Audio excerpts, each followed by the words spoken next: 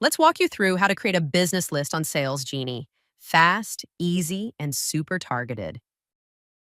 Make sure you're toggled to the business section at the top of your screen.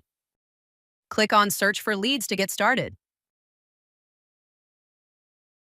Now hit Filters. Choose filters that match the types of businesses you're targeting, like industry, company size, revenue, or even specific areas.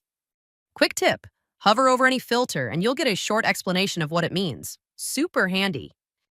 Geographic filters follow a top-down hierarchy: state, city, zip code, then carrier route. When multiple levels are selected, it uses the largest area. Looking for a specific filter? Type it into the Search Filters bar up top. That makes it a lot easier to find what you're looking for. Once you've got your filters locked in, click Apply Filters. You'll now see a list of matching businesses that fit your criteria. Happy with your results? Click Save List so you can come back to it, download it, or use it for your next campaign. Boom!